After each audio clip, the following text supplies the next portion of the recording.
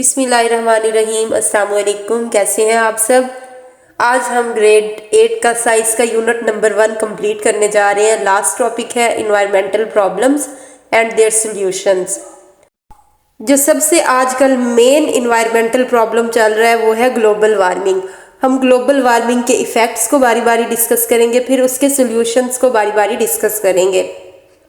Global warming actually green house effect की वजह से होती है। ग्रीन हाउस इफेक्ट क्या है? Some gases present in the atmosphere like carbon dioxide, methane, oxides of nitrogen, water vapours trap a part of the heat reflected by the earth causing increase in atmospheric temperature. कुछ gases जैसे carbon dioxide, methane, nitrogen के oxides और water vapours सूरज की शुआएं जब ज़मीन पर पड़ती हैं तो इनको रिफ्लेक्ट बैक नहीं होने देते, बल्कि अपने अंदर ट्रैप कर लेते हैं, जिससे क्या होता है? एटमॉस्फेरिक टेम्परेचर इंक्रीज हो जाता है। इसको ग्रीन हाउस इफेक्ट कहते हैं और इन गैसेस को ग्रीन हाउस गैसेस कहते हैं। ग्लोबल वार्मिंग की सबसे बड़ी वजह यही ग्रीन हाउस इफेक्ट है। अब ग्लोबल वार्मिंग एक्चुअली क्या चीज़ है? The increasing rate of green house effect is increasing the average temperature of the earth. As a result the earth is getting warmer. This is called global warming. अब जैसे जैसे green house effect ज़्यादा हो रहा है, ज़मीन का average temperature ज़्यादा होता जा रहा है और ग्लोबल वार्मिंग बढ़ती जा रही है। अब पाकिस्तान में फॉर एग्जांपल सर्दियों का मौसम बहुत ही कम अरसे का रह गया है और गर्मियों का मौसम काफ़ी लंबा हो चुका है, और ये सबसे मेन वजह ग्लोबल वार्मिंग ही है। अब ग्लोबल वार्मिंग कैसे बढ़ रही है? जैसे आजकल फॉसिल फ्यूल्स को बहुत ज़्यादा इस्तेमाल किया जा रहा है। जैसे ही फॉसिल फ्यूल्स बर्न करते हैं तो साथ ही एटमॉस्फेयर में ग्रीन हाउस गैसेस इंक्रीज कर जाती हैं। जब एटमॉस्फेयर में ग्रीन हाउस गैसेस की मिकदार बढ़ जाती है तो ये ज़्यादा से ज़्यादा हीट को अपने अंदर एब्जॉर्ब करती हैं, जिससे ग्रीन हाउस इफेक्ट भी इंक्रीज हो जाता है। तो जैसे ही ग्रीन हाउस इफेक्ट इंक्रीज होता है तो साथ ही ग्लोबल वार्मिंग भी इंक्रीज हो जाती है। ग्लोबल वार्मिंग के हमारी ज़िंदगी पे क्या असरात हैं? The ice in the polar regions and at the mountains melts at a greater rate. It leads to rise in the sea level of the sea water. It creates floods in low-lying coastal areas. Global warming की वजह से पहाड़ों की सतह पर जमी हुई बर्फ़ आहिस्ता आहिस्ता पिघल रही है, जिसकी वजह से समंदर में पानी की सतह बढ़ जाती है और इससे जो लोअर कोस्टल एरियाज़ हैं यानी समंदर के करीब के इलाके, उनमें फ्लड आने के चांसेस बहुत ज़्यादा हो जाते हैं। तो अगर ग्लोबल वार्मिंग को ना रोका गया तो इससे समंदर में वाटर लेवल बहुत ज़्यादा हद तक इंक्रीज कर जाएगा। जो सबसे लास्ट इफेक्ट है, मेजर इफेक्ट इसका, the climate of many reasons of the world is also changing. जैसे कि मैं ऑलरेडी डिस्कस कर चुकी हूँ कि हमारे मुल्क का, पाकिस्तान का वेदर भी बहुत हद तक चेंज हो चुका है सिर्फ ग्लोबल वार्मिंग की वजह से। अब यहाँ पर सर्दियों का मौसम बहुत ही छोटा रह गया है और गर्मियों का मौसम बहुत ही लंबा होता है। इस तरह ग्लोबल वार्मिंग क्लाइमेट को भी चेंज कर देती है। Now factors affecting global warming: burning of fossil fuels, deforestation and over population. ये फैक्टर्स हैं जो ग्लोबल वार्मिंग को अफेक्ट कर रहे हैं। इनको हम बारी बारी डिस्कस करते हैं। सबसे पहला इफेक्ट है बर्निंग ऑफ फॉसिल फ्यूल्स, यानी कोयले वगैरह का जलना।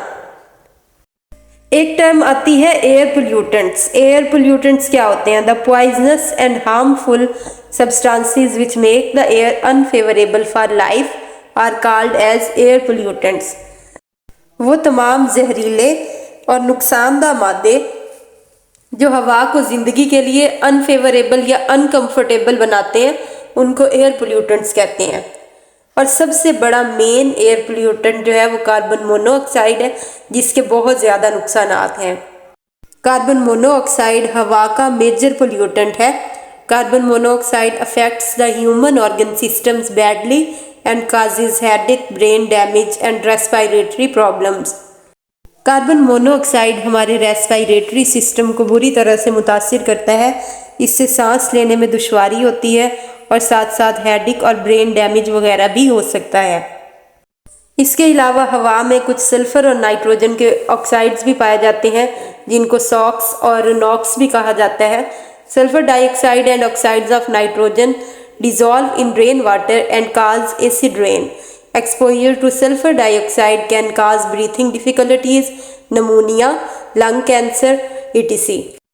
ये सॉक्स और नॉक्स यानी सल्फर के ऑक्साइड्स और नाइट्रोजन के ऑक्साइड्स बारिश के पानी में शामिल हो जाते हैं और इस तरह तेजाबी बारिश का सबब बनते हैं।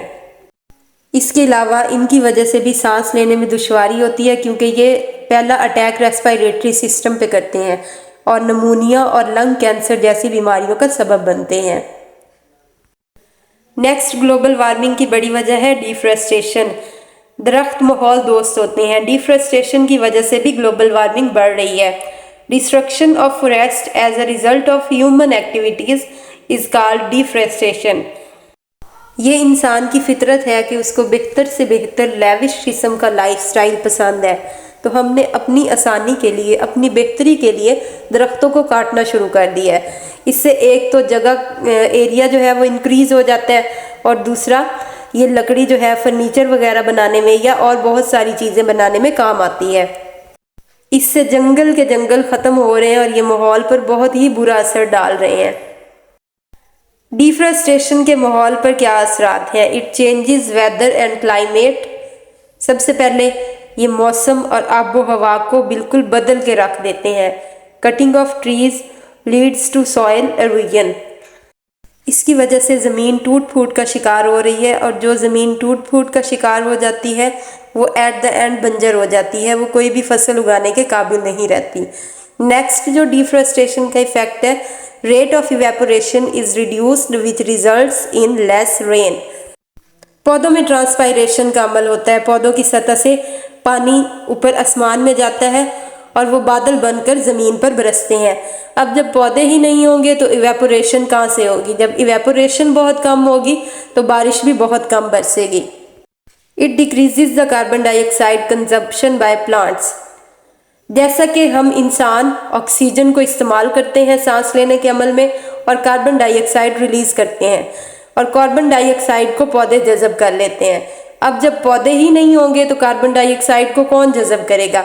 इससे एटमॉस्फेयर में कार्बन डाइऑक्साइड की मिकदार बहुत ज़्यादा बढ़ जाएगी। And this all leads to increase green house effect and global warming. Global warming का लास्ट फैक्टर है ओवर पॉपुलेशन यानी आबादी का बढ़ना। When the population of an organism like humans becomes larger than the capacity of environment, it is called overpopulation. जब environment में किसी भी स्पीशी की, किसी भी जानदार की तादाद ज़रूरत से ज़्यादा बढ़ जाती है, उस इन्वायरमेंट की कैपेसिटी से ज़्यादा बढ़ जाती है, तो उसको ओवर पॉपुलेशन कहते हैं। ओवर पॉपुलेशन ग्लोबल वार्मिंग के बढ़ने में कैसे अपना किरदार अदा करती है? More people demand for more oil, coal, gas and other energy sources. In this way, more greenhouse gases and pollutants are released in the environment, which leads to global warming. जितनी ज़्यादा इंसानों की या दूसरे ऑर्गेनिजम्स की तादाद ज़्यादा होगी, उतने ही उनके वसाइल भी बढ़ेंगे, उतनी ही उनकी डिमांड्स भी बढ़ेंगी और उतनी ही मिकदार में वो ऑयल, कोल और गैस वगैरह को इस्तेमाल करेंगे। इससे ग्रीन हाउस गैसेस की मिकदार में भी इजाफा होगा और हवा में मौजूद पोल्यूटेंट्स की मिकदार में भी इजाफा होगा। इस तरह से ग्लोबल वार्मिंग भी बढ़ेगी। Next, what are the solutions of environmental problems? इन इन्वायरमेंटल प्रॉब्लम्स को कैसे कम किया जा सकता है? इनका तदारुक कैसे मुमकिन है? अगर हम ये 3 तरीके अच्छी तरह से अपना लें तो हम इन इन्वायरमेंटल प्रॉब्लम से छुटकारा पा सकते हैं। By reducing pollution, by plantation, by protection of endangered species. And the first one solution is by reducing pollution. Pollution को कम करके हम ग्लोबल वार्मिंग को भी कम कर सकते हैं। इसके लिए हमें कौन कौन से स्टेप्स को फॉलो करना पड़ेगा? Domestic trash and other solid waste should not be dumped on open places. अपने घरों के कूड़ा करकट को खुली जगह पर नहीं फेंकना चाहिए, बल्कि इनको मुनासिब जगह पर ठिकाने लगाना चाहिए। Instead of personal cars, public transport should be used for travel. अगर हर बंदा अपनी पर्सनल ट्रांसपोर्ट रखता है तो इससे माहौल में ज़्यादा आलूदगी फैलती है। तो अगर बजाय पर्सनल कार्स के हम पब्लिक ट्रांसपोर्ट को प्रेफर करें तो इससे आलूदगी को कम किया जा सकता है। Sulphur and lead free fuel should be used in vehicles. गाड़ियों में अच्छे वाला फ्यूल सल्फर और लेड फ्री फ्यूल जो है वो इस्तेमाल करना चाहिए। Factories and industries should be shifted away from the populated areas. फैक्ट्रियों को और इंडस्ट्रियों को शहर से बहुत दूर मुंतकिल कर देना चाहिए। जहाँ पर बहुत ज़्यादा आबादी हो वहाँ से बहुत दूर फैक्ट्रीज और इंडस्ट्रीज लगानी चाहिए। Acidic industrial exhaust gases must be neutralised before releasing into the air. फैक्ट्रियों से जो जहरीले मादे निकलते हैं उनके लिए इस तरह की कोई ख़ास किस्म की चिमनियाँ तैयार करनी चाहिए कि वो मादे वहाँ से न्यूट्रलाइज होकर निकलें। Engines of the vehicles should be tune properly. अगर गाड़ियों के इंजन्स को प्रॉपरली ट्यून ना किया जाए तो वो भी आलूदगी का सबब बनते हैं। Chlorofluorocarbons free products should be used. Chlorofluorocarbons बहुत बड़े एयर पोल्यूटेंट्स हैं जिनको CFCs भी कहा जा सकता है। तो ऐसी प्रोडक्ट्स यूज़ करनी चाहिए जिससे क्लोरोफ्लोरोकार्बन्स प्रोड्यूस ना हो। 4R strategies of refuse, reduce, reuse, recycle should be adopted. 4R strategy में 4 चीज़ें आती हैं। रिफ्यूज़ यानी ऐसी चीज़ों का बाइकाट कर देना जो आलूदगी का बाइस बनती हैं। रिड्यूस मीन्स ऐसी चीज़ों का कम कर देना। रीयूज़ मीन्स ऐसी चीज़ें जिनको हम दोबारा इस्तेमाल में ला सकते हैं उनको दोबारा इस्तेमाल करना। और रिसाइकल मीन्स ऐसी चीज़ों को मुनासिब ठिकाने पे लगाना। Trees should be grown along the road sides. सड़कों के किनारों पर दरख्त बहुत ज़्यादा तादाद में लगाना। इसके साथ ही नेक्स्ट बड़ा सोल्यूशन जो हमारे हाथ में है वो है प्लांटेशन। प्लांटेशन करके हम ग्लोबल वार्मिंग से बच सकते हैं। जैसा कि आप जानते हैं दरख्त लगाना सदका जारिया है।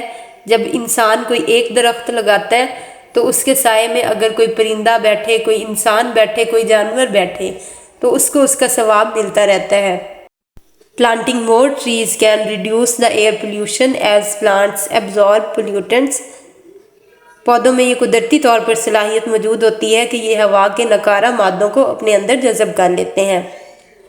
It maintains the temperature of an area. ये इन्वायरमेंट को गर्म नहीं होने देते बल्कि ठंडक का एहसास दिलाते हैं।